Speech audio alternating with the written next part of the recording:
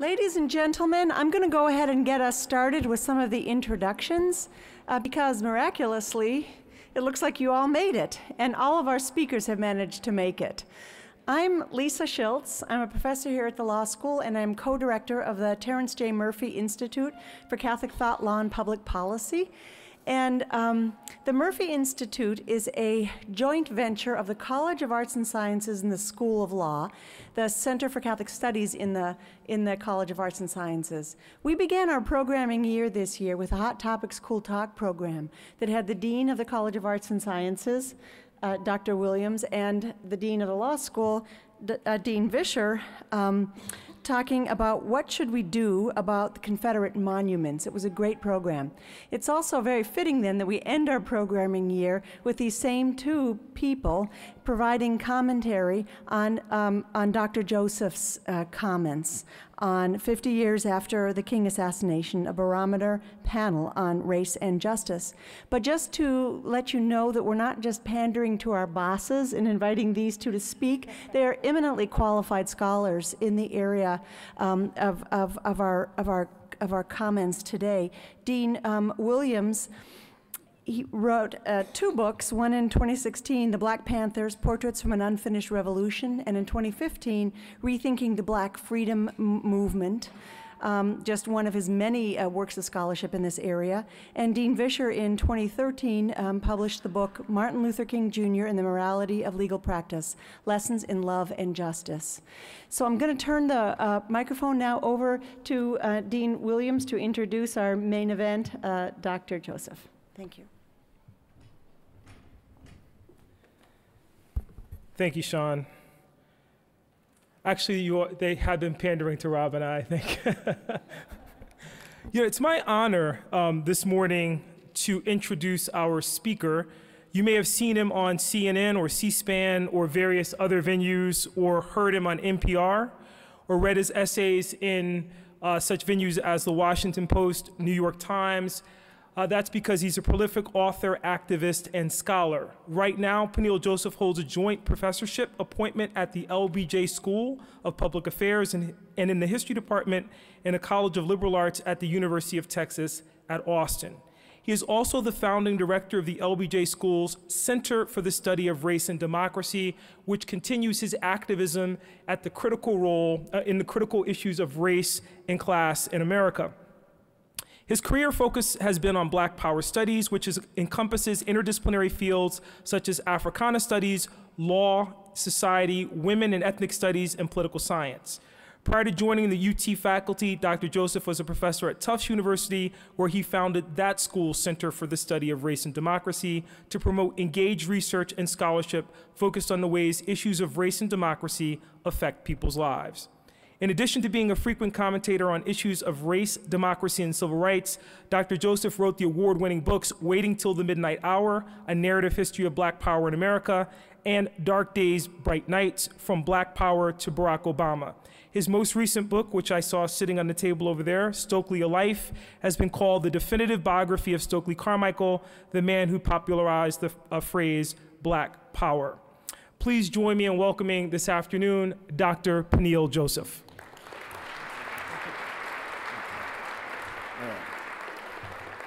Hey, thank you, Dean Williams. It's my honor to be here. My partner and I, Laura, we managed to survive all the canceled flights and the rough weather that St. Paul, Minneapolis has undergone the last few days, so we're really grateful to be here. What I want to speak about really just for 20 minutes and then have an engaged conversation with Rob and Yohuru about is really Dr. Martin Luther King Jr.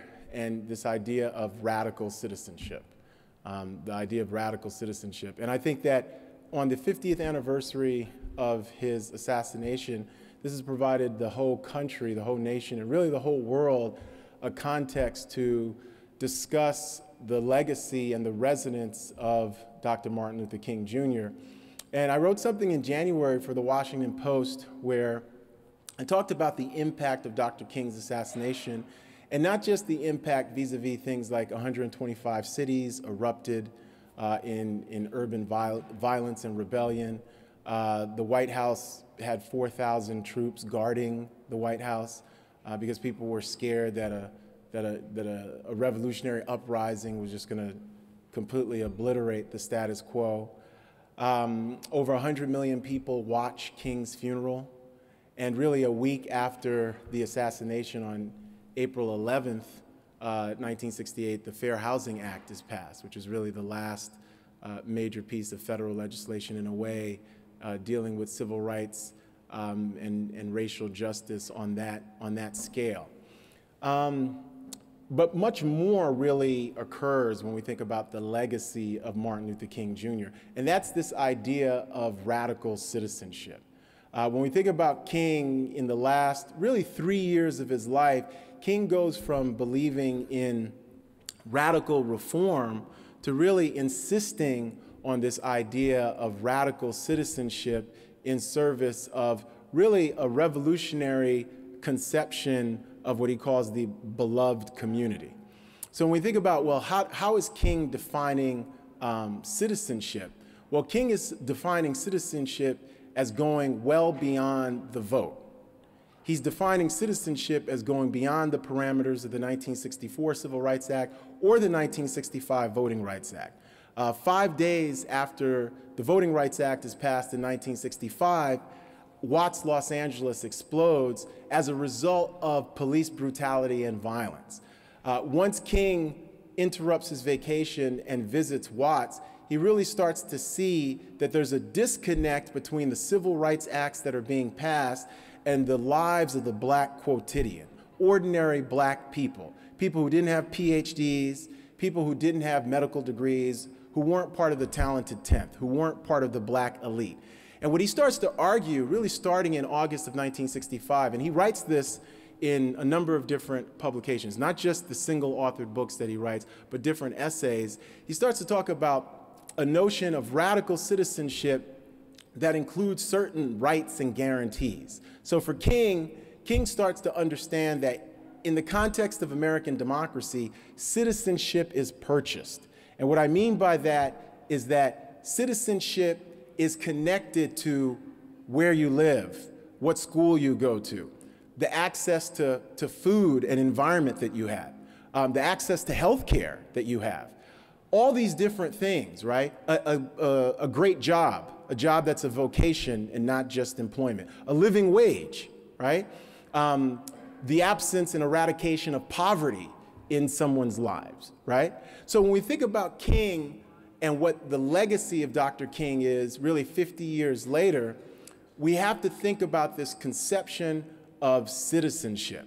And King is constantly talking about citizenship throughout the course of his career. But when we think about King vis-a-vis citizenship, we only think about him vis-a-vis the heroic period of the heroic period of the civil rights movement. And I call that period 1954 to 1965 the heroic period because that's the period where we've got the Brown decision, May 17th, 1954, all the way to the Voting Rights Act, August 6, 1965. And in between, we've got Montgomery bus boycott, 381-day demonstration. David Garrow says it's 382 days.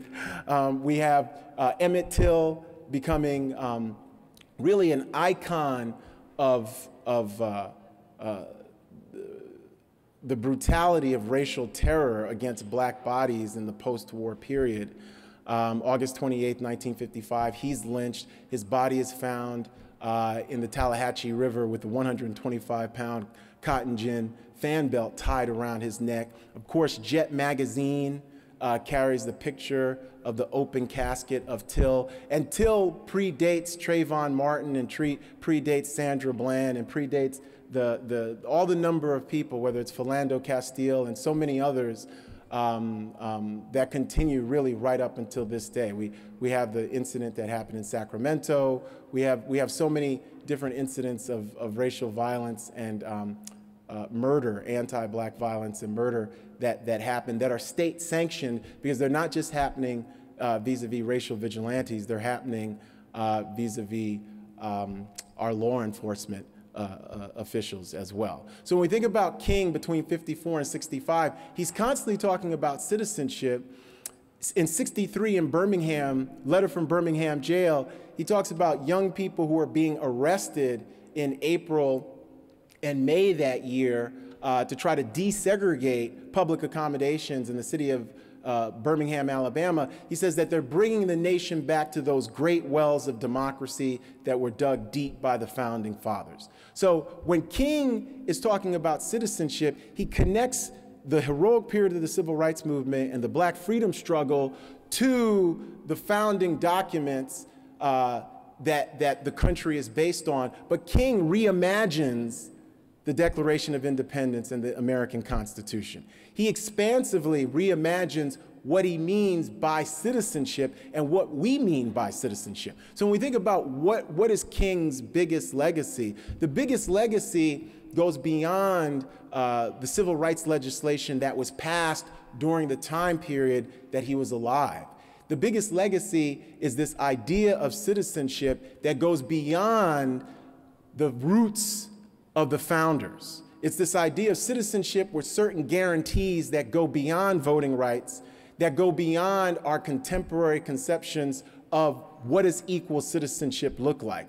By the late 1960s, King was less concerned with obstacles, just eradicating obstacles to full citizenship, than reimagining and reconceptualizing what we meant by full citizenship.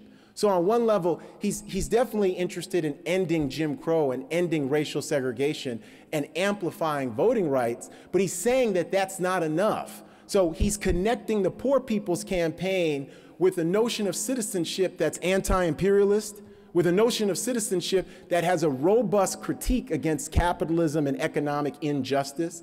When he says that militarism, materialism, and racism are the triple threats to humanity, he means it, even though people who celebrate King do not. When he talks about in the 1960s that when we think about a beloved community, this beloved community requires that we have to sacrifice and go to jail together. He's saying we're going to have to go to jail together because of structures of racism and inequality and economic injustice that are happening domestically. But he's also critiquing structures of political violence, structures of economic exploitation, structures of war and violence that are happening globally. So on April 4th, 1967, 1 year to the date before his assassination, King calls at the Riverside Church in New York City, and this means you break with President Lyndon Johnson, no more phone calls and no more White House visits. King calls the United States the greatest purveyor of violence in the world. And he means it. He means it. He's not kidding. He's not joking. He means it. And he's actually right. He's saying that the violence in Vietnam has meant that the Great Society and the war on poverty is doomed. For King, that's a betrayal of American citizenship. That's a betrayal of American democracy. So when we think about King and this idea of radical citizenship, it's an idea where King loves the country enough to do what? Criticize notions of American exceptionalism. King is the main critic of American exceptionalism in his time and ours, unfortunately, because we need bigger critics of American exceptionalism in this time. So King is a Nobel Peace Prize winner who has a conception of citizenship that goes beyond bromides of American exceptionalism.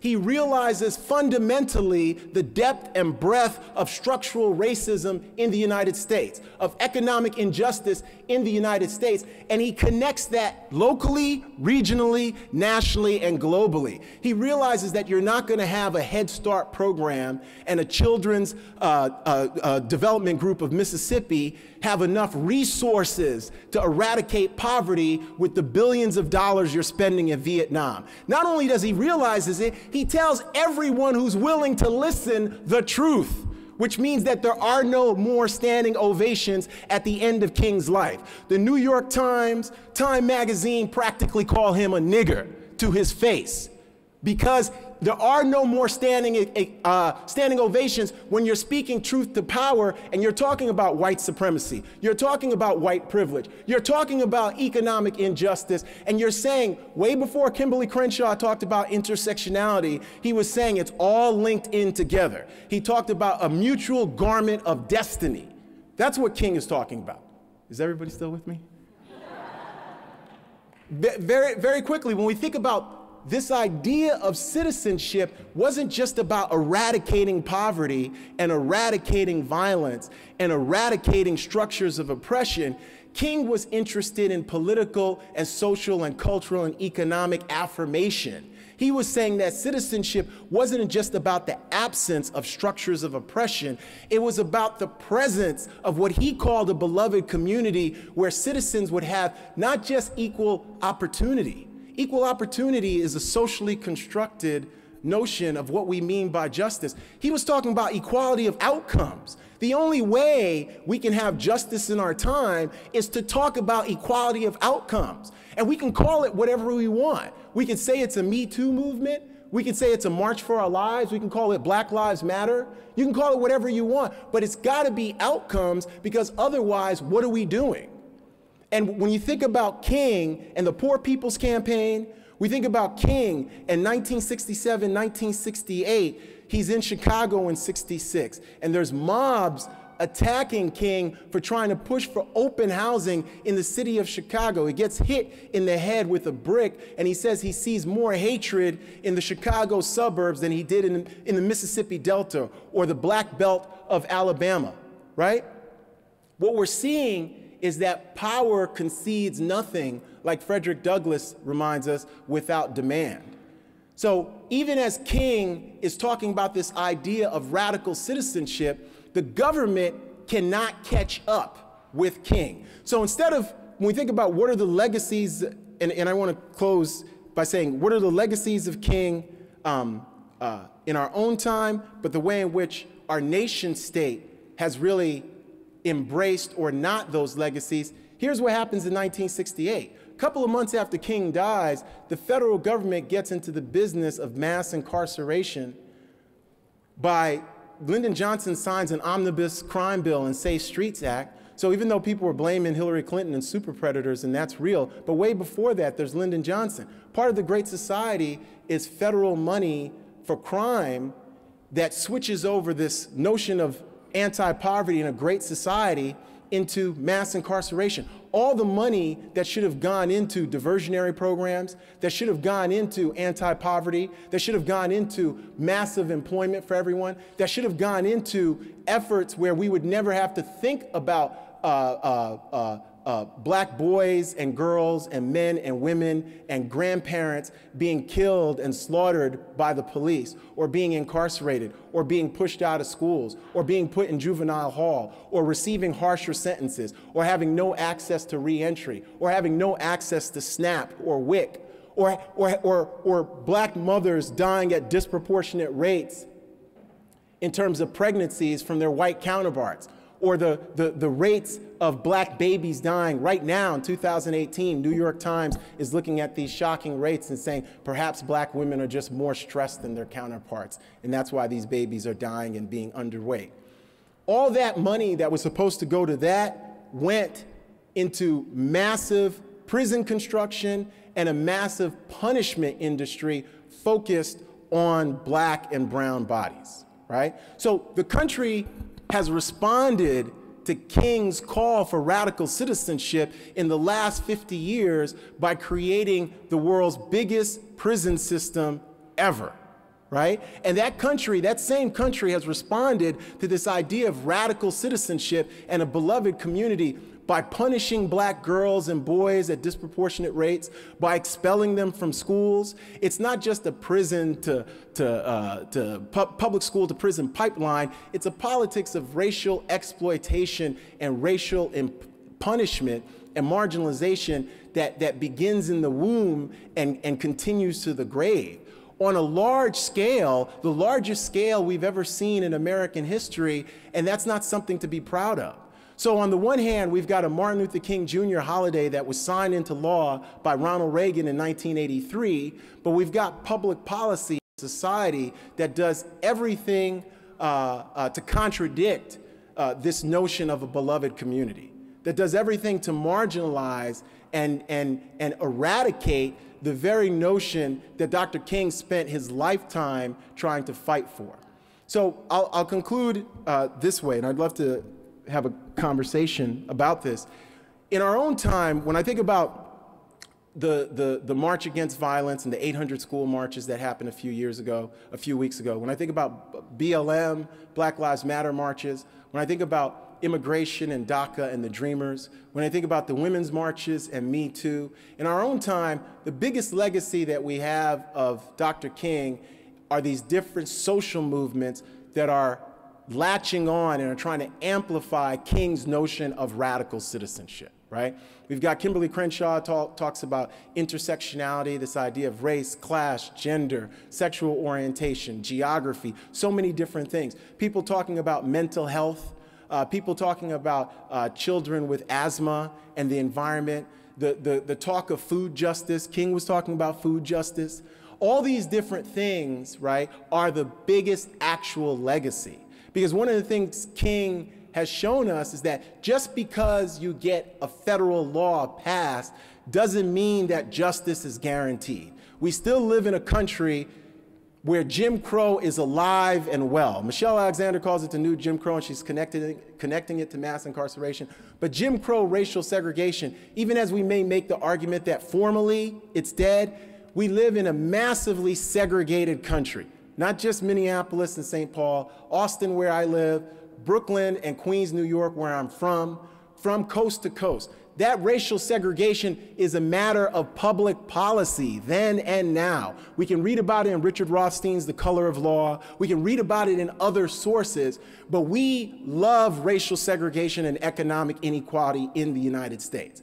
That is our contemporary legacy. It is our historic truth. What King tried to do, and this idea of him leading us to a promised land, that's a metaphor that gets strained. But King, along with the entire civil rights movement, tried to do what? They tried to be transformational and really conceptualize a different kind of American democracy. An American democracy that for the first time would be predicated not on the exploitation of black bodies for the first time.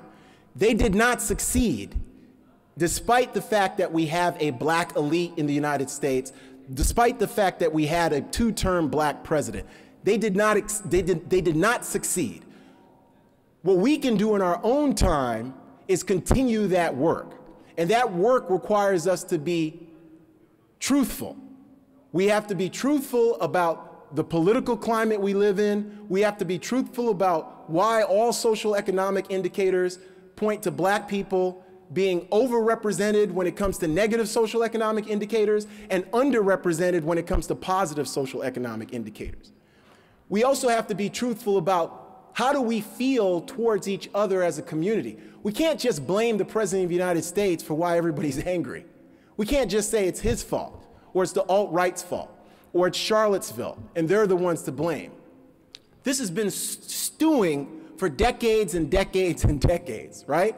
You don't suddenly have 2.3 million people in prison and 7 million people on parole and probation and 1 million black children who've got parents in prison by accident. It doesn't happen overnight. It doesn't happen in 1 year. It doesn't happen in 1 generation. So we have to be truthful about why do we live in this kind of environment, and what does citizenship mean for most black people, whether it's in Ferguson, whether it's in Oakland, California, Los Angeles, whether it's in Mississippi, Alabama. Are you a citizen if you don't have access to childcare? Are you a citizen if you don't have access to wellness and you can't get to your favorite yoga class? I did yoga this morning, love it. Are you a citizen if you can't get access to organic foods and vegetables? Are you a citizen if your children aren't going to the best school that's based on their own unique abilities and talents? Are you a citizen if you can't get healthcare counseling, mental health counseling? Are you a citizen if you can't live in a neighborhood that's environmentally safe? Are you a citizen if you can't have protection against gun violence? These are all these different questions, right? And King leaves us, his legacy, and I promise I'm ending. His legacy is this legacy of how do we define radical citizenship in the context of American democracy. Thank you.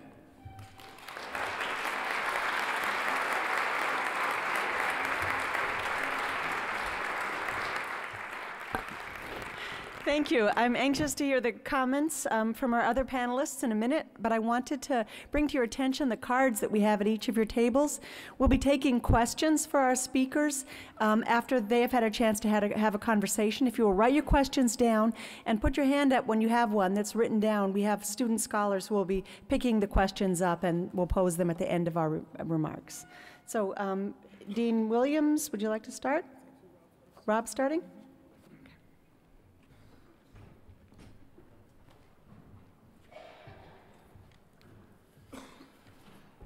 Well, thank you, Dean Williams, for making me be the one to follow Dr. Joseph.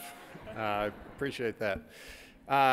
Thanks for being here, and thanks for being part of this conversation. I wanted to just spend a few minutes offering a perspective on what I think is one dimension of the radical citizenship that Dr. Joseph spoke about and that Dr. King embodied with his life and his work and his words.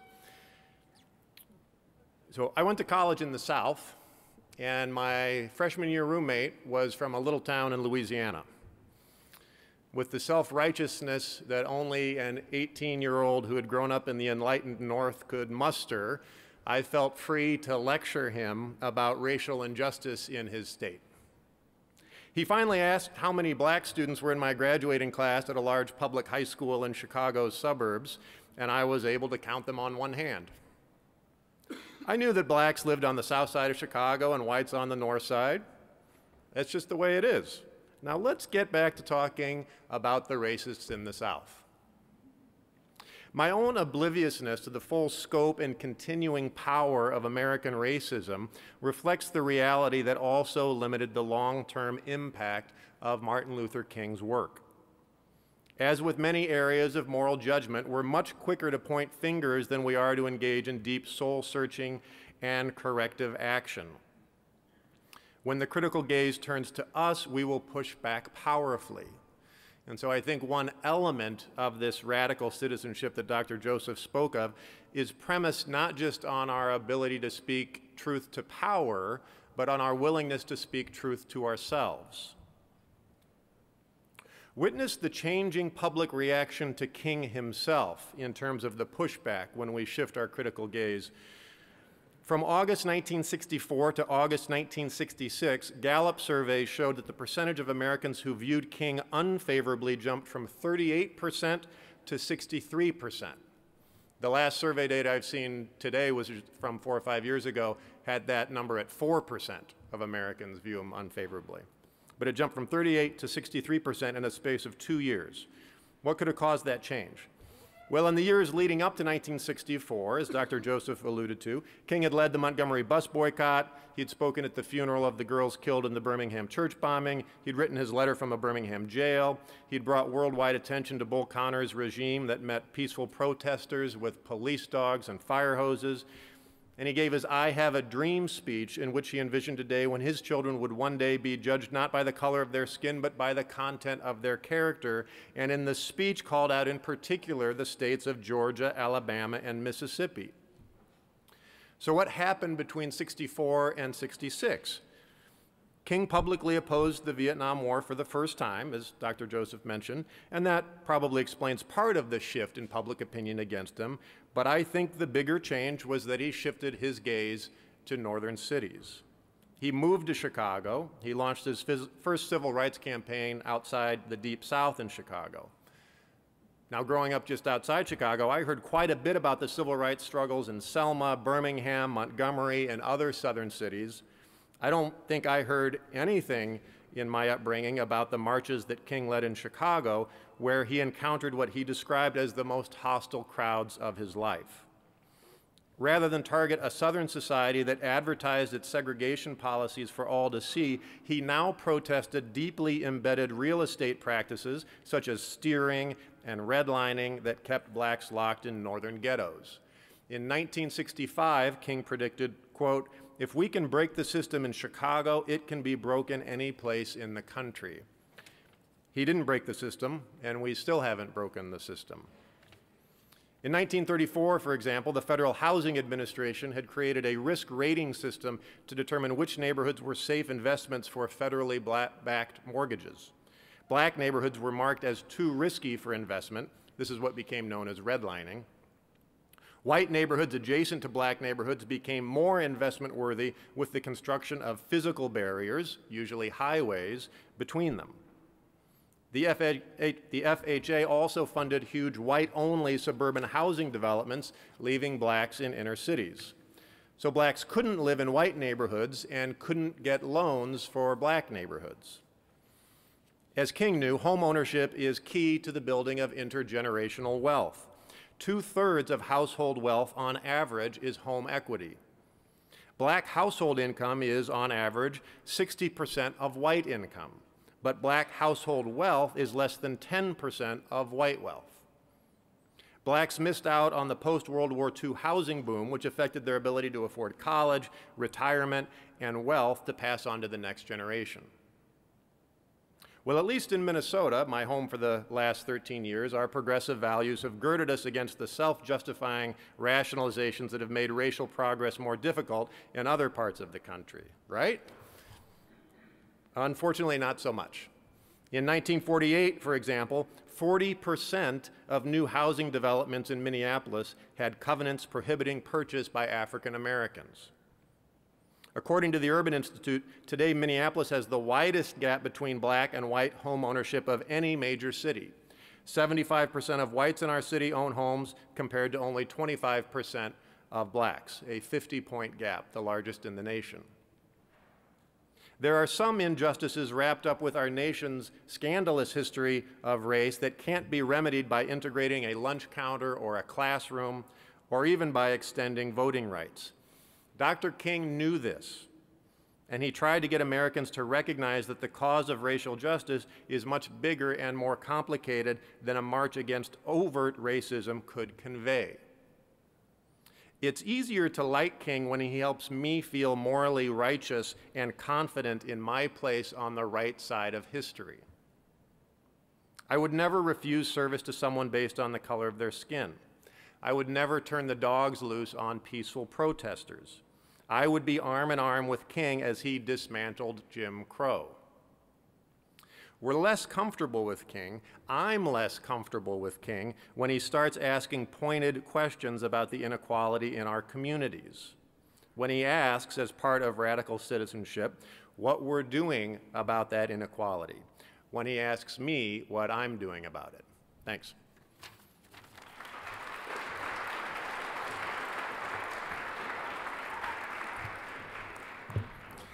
So that's what I get for going after Dr. Vischer and Dr. Joseph.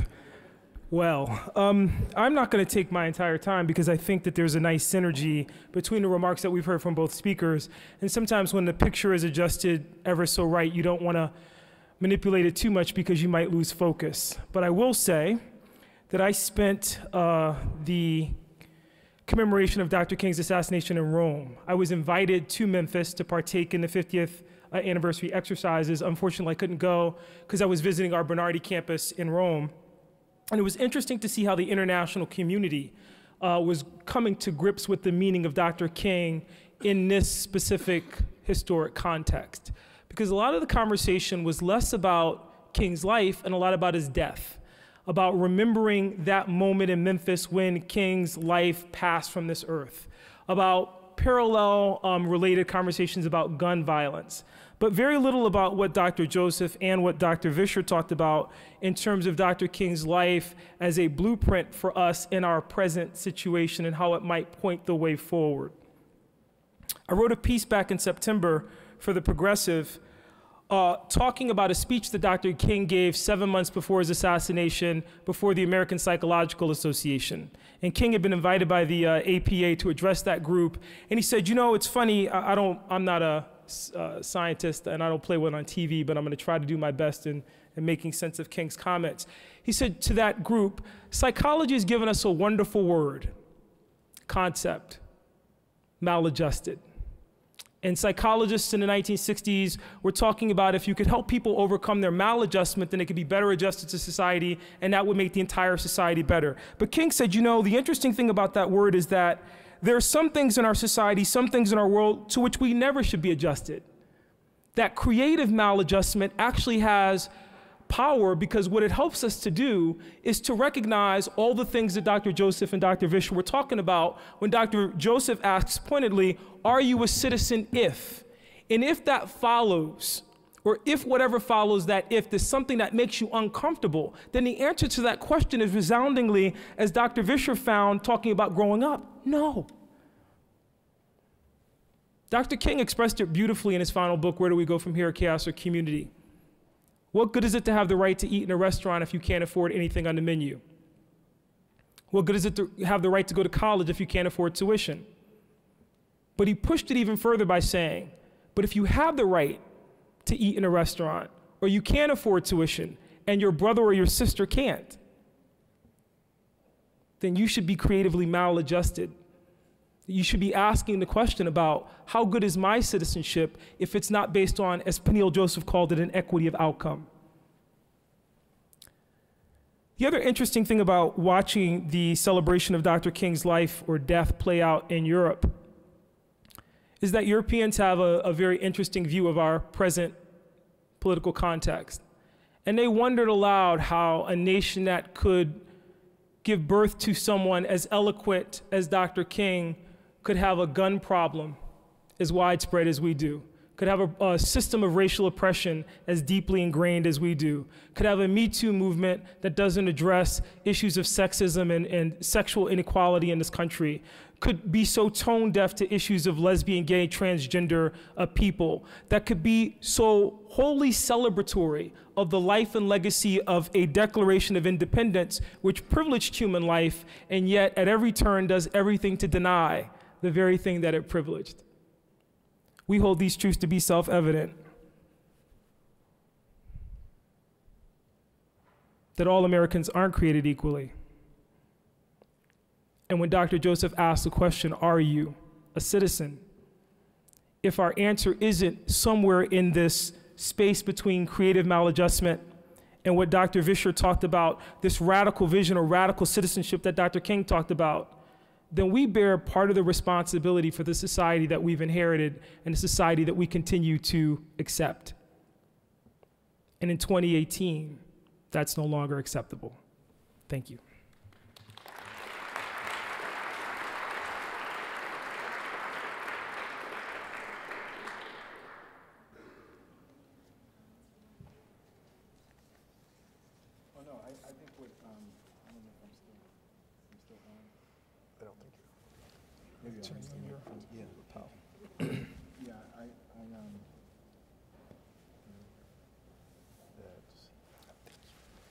If you have your little lapel too, your pocket. It's on your pocket. Yeah, I think that's not on yet. There we go. Okay, great. I didn't know. Oh, thank you.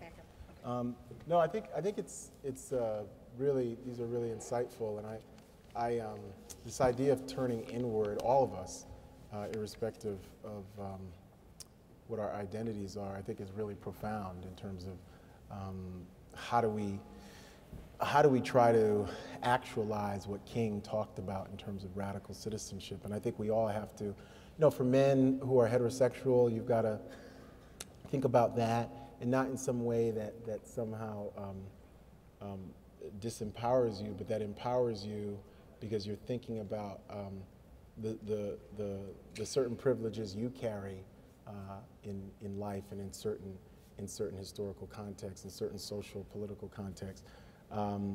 So I think that's very, very, very true and very important. And I think that one of the things that King was coming to terms with at the end was listening to welfare rights activists, listening to other different groups. He goes to a big meeting with Latino activists, Native American activists, trying to find out what their specific issues were, but also realizing that he wasn't the expert on this, you know. So I think that's really important and profound. And in terms of Yohuru, I think part of where we all have to come to terms with, I think, is this idea of American citizenship, and what does it mean, and what do you embrace if you cast off this idea of American exceptionalism. Because I do think there's something you can embrace, and I think it's an identity that you can feel really good about, but I do think it's going to be less of an imperial identity. It's going to be less of an identity that's forged in arrogance and in a kind of certitude, and it's going to be an identity that wants to, one, have a different conception of what we mean by equality and justice and citizenship here, and then also thinks about, and this is where King talks about the world house. In 1967, in Chaos or Community, the last chapter is the world house. What he meant by the world house was his conception of the globe, his conception of the world. You know, King had visited Europe, had visited India, had visited Africa, and he talked in an age way before globalization. He talked about how the world was now mutually interdependent, and how, you know, when he talks about injustice anywhere as a threat to justice everywhere, in that chapter he really digs down and says, you know, if people are hungry in India or Africa, this is impacting me as a citizen of the world and as a human being. And what does that mean, and how do we connect that to policy and connect that to our politics, right? And I think that's hugely, hugely important, more now than ever. And even, you know, when we think about not the Great Society, but John F. Kennedy, the New Frontier, and the Peace Corps. So we'll have young people here who are like, hey, I want to help with Haiti, and I'm Haitian, so if you want to help Haiti, I'm all for it. I want to help Haiti too. But they're much more comfortable thinking about Haiti or Africa than parts of or you know, East Austin, Texas, or anywhere where there are black folks here in this country. You say, well, how do you get the empathy for people, you know, on the other side of the, which I admire. I'm saying, wow, it's so empathetic. You want to go to Tanzania, you know, you're in Ghana, you're there. And some of my students, they're in tears about this. They're like, hey, you know, I just went and I couldn't believe, you know, how much suffering there were. And I'm like, this is great, this is great. And then they say, well, you know, there's some suffering happening here too. And the empathy vanishes. The black folks here aren't worthy of empathy. You know what I mean? It's something, and they, you know, they can be just as dark as the ones in Haiti, and you know, it's very similar, right? But it's just for some reason, it's you know, and I think that reason is our history. This big history becomes this. What you were talking, or Rob, maybe you were talking about erecting barriers between neighborhoods, including highways, right? Where you're like, wow, man, like a few blocks aren't enough. You've got to do a highway for you to feel comfortable investing in this neighborhood, where no one can ever come walk to this neighborhood again. And I think it's really important now for us to think about what King called the world house, and that how we're all mutually, you know, interconnected. And I think one of the positives that I've saw with the March Against Violence, the March for Our Lives, was the way in which so many of the young Parkland students were talking about intersectionality, and they were talking about women of color and girls of color and boys, and saying that this is happening in Chicago. And there was a realization that the violence in Parkland was also connected to the violence in Chicago, because they're saying we shouldn't have a country and a society that allows all this to happen. And eventually, it does start to hit sectors of the country that used to think of themselves as immune to the violence. Malcolm X called it chickens coming home to roost. That's what he called it. So he wasn't, in '63, and this is, Nation of Islam is going to use this as an excuse to take him out for other reasons, but he describes John F. Kennedy's assassination as chickens coming home to roost. The press makes it seem like he's psyched about the assassination. He's not. He's making a claim that the Kennedy administration, the Eisenhower administration, they were connected to Patrice Lumumba's assassination. They were connected to international murder and mayhem happening all over the world. And he was saying that once you are participating in that, it's going to have consequences that are beyond your control. And it's the same thing like happened to us. We invaded Iraq in February of 2003. I can tell you as a fact that that has had implications and consequences beyond the control of the architects of the invasion. And I think that for most Americans who are intelligent, there's that realization too. This has turned into something much bigger than we could have anticipated in February of 2003. And so the way in which we all live is having all these consequences that are beyond our control. And so that's why I think we should feel emboldened that those teenagers who've been really leading us in this conversation, which is great. Let me ask you this though, because it's interesting. Is that the localizing of American exceptionalism? So when you talk about, and it was true, because I was watching the Parkland protests and I thought to myself, this is great. But the argument has always been, well, that didn't touch my neighborhood because we were special. Like, because we have good schools, and as now it penetrates those spaces, as you said, it shifts the conversation. Yeah. Is that the kind of miniaturizing of American exceptionalism where what we believe about ourselves as a nation, but we can't believe about Watts or Chicago, we somehow believe about our neighborhoods and because they're immune or they're exceptional. The reason we don't have that violence problem here in the suburbs of Florida is because of this, and then it hits you, and you got to deal with it. Yeah, I think that's a great way of looking at it. I think that part of it is, like you said, this localization of American exceptionalism. Part of it is social media in the sense of this generation of young people and this generation of people like us, Gen Xers, who are parents and all these different things. We have much more access to more information than ever. And some of the data tells us that's not a good thing.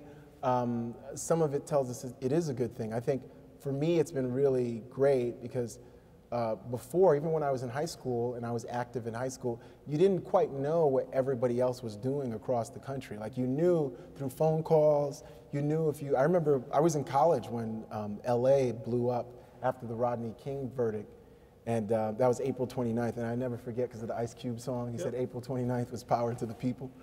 And I remember watching on CNN from Stony Brook in Long Island and being like, you know, I had never seen anything like that because Miami had blown up in 1980, but I was 7 when it happened.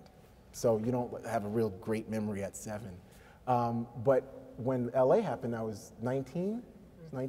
So that made us all just take stock. And this is even more because they know everything that's happening. I call social media the fifth estate.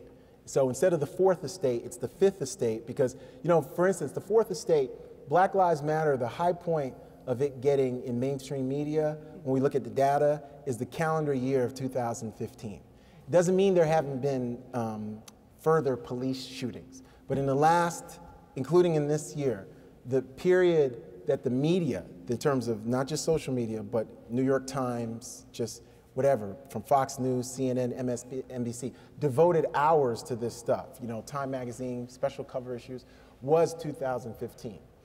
And it's interesting, that's when I went to the LBJ school and Khalil Muhammad went to the Kennedy School at Harvard. And so people were sort of scrambling, including looking for black scholars to tell them, hey, what's happening here? You know, like, you know, because that's what happens when there's a big crisis, and it happened in the 60s, right? People were looking for folks to tell them, why is this happening, right? And since then, police shootings of black people and people of color have continued, but you're having less media, mainstream media attention. But social media continues. I mean, Sean King, formerly of the New York Daily News, has done yeoman's work here.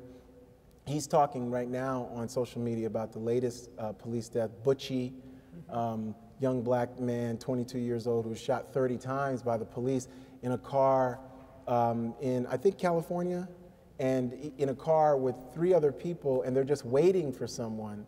And so this is even more dangerous than the Starbucks incident that just happened. They just were waiting, and the police opened fire. They didn't know what was going on. He tried to pull out, and he was murdered, but the police have since released that he had a criminal record, right? So they've turned, and this is the interesting thing, since Dr. King has passed, we have a disproportionate amount of black people who have criminal records. You know, if we go back to 68, it's gonna be like almost nothing, because in 68, the number of people totally in prison is like 300,000 people in prison. And we have like 7 times that number now, right? And so black people are disproportionately gonna be victims of just getting arrested for anything and everything. And this goes back to Reconstruction and loitering and jaywalking, but especially drug crimes have been important here because drug crimes are something that police have huge discretion. Basically, anybody can be arrested for drugs. The data shows us 19 million people take marijuana a year, and less than 10% are arrested for that, right? So it's really discretion. And white usage is at the same rate as black usage, but black arrest rates are 2.5 and 3 times more. So you can go to any suburb in America, any inner city in America, and arrest anybody you want, because they're gonna have some weed and pills anywhere. So it's really interesting that what you do is you arrest all the black people, and that impacts the justice system in many ways, because what it means is that nobody is innocent, right? We've set up this thing where the only black people we're willing to defend are somebody who doesn't have a criminal record, right? And we have to defend the guilty. We have to defend people who somehow have a criminal record, and just because you have a criminal record, it doesn't mean that you deserve to be shot and killed. That's the whole thing, right? And we have to also understand and concede, we have more Americans with criminal records now than in the history of the Republic. It just happened to us, especially in the last 50 years, once the federal government got into the business of not stopping crime, but of punishing black people for a crime problem. I think we have so many excellent questions. We'll never get to all of them. I'm going to bunch up 3 of them and ask for all of your reactions to them. 2 of them are the most common theme that's coming from this audience right here. The first one, you said, Dr. Joseph, power does not concede without demand. This may be the $64,000 question, but what can I do to provide demand that is strong enough to affect that power? Most of the world would likely scoff to hear an educated white male in America say he feels powerless, but the power seems so entrenched and non-responsive that it feels like I cannot express demand strongly enough to shift that power. Is part of the answer that I cannot do it, but we can? The second question on this same theme, can you offer one small step, one actionable idea that a white person could do today that will make us all better citizens? And then a more specific suggestion, perhaps along these lines, where does the idea of reparations fit into radical citizenship? Are the actions demonstrated by Georgetown University, do they fit into our ability to move forward from our past to diminish citizenship? Yeah, no, that's great. I didn't say power concedes nothing. That's a quote from the brilliant Frederick Douglass. And Frederick Douglass is the leading abolitionist of the 19th century. Also the world's most photographed man and person at the time. There's a new book and exhibit. Maybe there's 164 photos. There's more photos of Frederick Douglass than Abraham Lincoln. That's how sort of important Douglass was. You know, I think this is connected to what this person is asking, like, what can we do? And this is what all of us can do in terms of educate, organize, agitate. So part of it has to do with, especially white folks in the room should be thinking about how they can educate themselves about the politics of racial privilege, of gender privilege, and really how they can use that education not just among their families and close circle of friends, but in whatever community they're in, right? If you do that, you're going to be much better off than most white people, because part of what's going on in the country, and this has always existed, is this politics of racial denial. And the politics of racial denial is really abhorrent, because not only does it mean denying racial privilege that accrues in terms of, and a great book for everyone to get here, besides Michelle Alexander's new Jim Crow, would be Richard Rothstein's The Color of Law, because in about 14 chapters, he really shows you what do you mean by racial privilege at the federal level, at the state level, and the local level. Everything from zoning to school redistricting to taxes to housing, and how that segregation is historic but contemporaneous and continues in perpetuity, right? So educating yourselves, if you're white and black, of course, but educating yourselves is really important, because what voters and different people in this country do, not only are they denying the real privilege that accrues from being white, irrespective of wealth and class within the white community, because what poor whites don't face is the dismemberment that poor black people face, because that's what they face. They face dismemberment, They faced literal, at times figurative, but they faced dismemberment. So poor white mothers who are pregnant and on public assistance, their babies weigh more, they receive better treatment, their kids have a better chance of surviving and thriving and one day getting out of poverty than their black counterparts. At times their kids do better than their black middle class counterparts. Like, why is that? So part of it is investigating that and then seeing what you want to do about that. I think one of the things King shows us through his example is this idea of, you know, how does organizing, community organizing look like? King is primarily a political mobilizer, but he does organize. And, you know, what the March on Washington is basically the biggest mass meeting in American history, 250,000 people, August 28th, 1963. It's the only time John Kennedy ever heard him give a speech, you know. He knew who he was, they had a thick FBI file, but the one time, it's just at the March on Washington, and he's watching it and he says, he's damn good. That's what he says. That's what Kennedy tells his aides, you know. And he greets King, he says, I have a dream, you know. That's what he greets King with, right? So that meeting showed King's belief. There's about 90,000 of the people there are white. King's belief that there was ways and bonds that we could build together just by leaving and removing fear and thinking about power sharing and people sharing, right? And we could still do that locally, you know, and if we do it enough, you know, King always talks about ripple of hope and, you know, a stone of hope from a mountain of despair. It can build and build and build, and it's happening all across the country in ways too. So I do think there's a lot of hope out there, but I do think there's things you can do right at the local level. But the biggest one is to educate yourself about what does this idea of racial privilege actually mean, and to empower yourself with that education, to not feel guilty, to not feel disempowered about it. It's to say, because men should do the same thing. Men have a level of heteronormative privilege in a society where, hey man, we are a society that is about rape culture and domestic violence against women. All the evidence shows us that. So for men, you have to say, what can I do in a world that's like this? If I have daughters, if I have a wife, if I have people who I love, what can I do to stop that, right? And that's the first question you ask yourself, right? The biggest thing you have to do is educate yourself and say, hey, once I looked at the data and I'm looking at these books, I didn't know women were this unsafe in the society because I've been walking around as a man. I haven't felt unsafe, you know? And no one has tried to push me into a car or do anything to me, ever, right? Those are the things we need to do in terms of, you know, racial justice. Yeah. So one thing we haven't talked about yet that I think we've lost from King's time is one reason that King was so effective in my view in his work was he was doing this as a Christian minister. Yeah. And so he was able to appeal to this sort of bedrock level of shared values.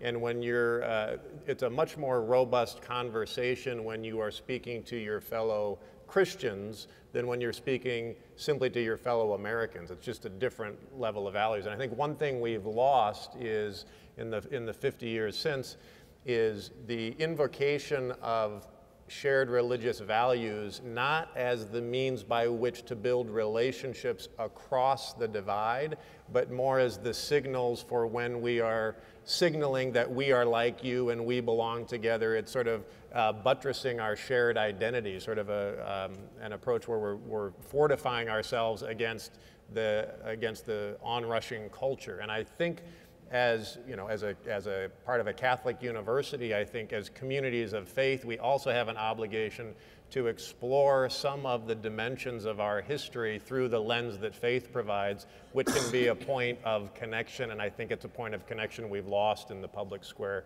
for many different reasons. Yeah. I'm just going to echo Rob very quickly. It's interesting you went there because I was thinking about that too. Based on the question, Catholic social teaching is very powerful, and if you kind of read through kind of the core tenets of Catholic social teaching, you can weave Dr. King's philosophy in that. People often forget that because they're not really looking at him in concert or understanding him in context. But Dr. King's a Christian minister, but there is that shared value system, Catholic, Protestant, whatever it may be, and you can see that in what King's talking about in the way that he's tackling those issues. In a society in which we are increasingly secularized, we have to find ways in spaces that we share, and a Catholic university like St. Thomas provides that opportunity. The problem is if you're not bringing in provocative speakers, if you're not finding time as a community to tackle those difficult issues, you don't create the space to do that. So all that becomes marketing and branding, not an opportunity to reflect and to think about the ways in which one can become educated and more conscious about. I talk to students all the time. Most of, I say this not as a blanket statement, but I would wager to say most students aren't even really engaging Catholic social teaching in that way. Mm-hmm. They don't know what it is. They couldn't name an author. They couldn't talk about, it is this kind of abstract thing that we talk about when we were talking about how we can be better in a society. Having gone to a Jesuit school, that was kind of the corner. We read those things and we had to read them. They were kind of part of the bedrock and the foundation of our engagement with that value system, even if you weren't Catholic. But as a Protestant, as a Baptist, they resonated with me. Mm-hmm. So I agree with you, and to your point, Peniel, I think that's a critical part of the education. It creates the shared values. I think, one thing about Christianity, too, 50 years later, it becomes, our definition has become so elastic of who is proclaiming that as well. I think that one of the things that King called us towards was this higher moral purpose as a society, a public morality. So this is different from private morality and people sort of playing gotcha politics with what people are doing privately, although I think there should be symmetry. King, because remember, when you think about Christianity, King was facing also a racially privileged Christianity externally and a class privileged Christianity within the black community. So the National Baptist Convention, John H. Jackson thought King was a Marxist radical, right? And so King had to found a new National Baptist Convention committee of progressive ministers, right? But remember, King is living in a time with Billy Graham, and the late Billy Graham didn't speak out against segregation enough. He later regretted that, but that's the Christianity that King faced. He faced the Christianity, because again, Billy Graham, I grew up on Billy Graham. He was saying great stuff. I remember, reading more about him, and I'm thinking to myself, he must have been really close with Dr. King, and he must have been this stalwart anti-Jim Crow guy, just telling the because he's the world's foremost leading evangelist that, hey, racial segregation is wrong. He didn't do that. He didn't do that, right? So again, King is confronting a Christianity then, and I would argue now, that can reconcile itself with racial segregation, that can reconcile itself with Black, Latino poverty, that can reconcile itself with all kinds of manifestation of the dehumanization of women and men and human beings. And that has there's a yawning gap between its rhetoric and its reality, right? And King, remember, King, Letter from Birmingham Jail is a critique against what? The white clergy in Alabama who are saying he needs to be slow, he needs to go slow, And he's saying, this is why we can't wait. This is what he's saying, He's saying this is why we can't wait. And King says, because King is never screaming or yelling at people, what he says, the word he uses about the white clergy is that he's disappointed. He says he's disappointed because he's saying, I expected you all to be right here in Birmingham in the jail with me. So I'm disappointed that instead of following these really, whether you're talking about Old or New Testament, but these Christian themes of redemptive suffering and caring about neighbors and fellow humans, that you're out there criticizing me and saying that this is happening too fast. And the happening, they were saying what was happening too fast was this pursuit of freedom and justice and liberation. They're saying, and again, you're always on the wrong side when you're telling people to slow down for that. Always. When people are demanding equality and you're saying, we're going to give it to you after the lunch break, you're always wrong. Always. You're always wrong. They're demanding it now because they've been suffering now, right? So when the people of Israel wanted redemption, it certainly was on God's time, but it wasn't about waiting. It wasn't about waiting. They wanted it now. And the reason they wanted it now was because of the suffering that they had faced. And we read about all the suffering that they had faced in the Old Testament. The single hardest part of my job is closing programs that are as good as this one. This was great. I hate to do it. But the thing that gives me comfort, I've never in all my years of sorting through questions had this happen. But in the response to the 3 questions that I did pose, these 3 gentlemen touched on almost every question that was in this packet. It was an extraordinary hour. I am so grateful. Please join me all in thanking our panelists for this day. You have to get a picture. You should get a picture, Rob. Oh, okay. Yeah, so you can put it on social media.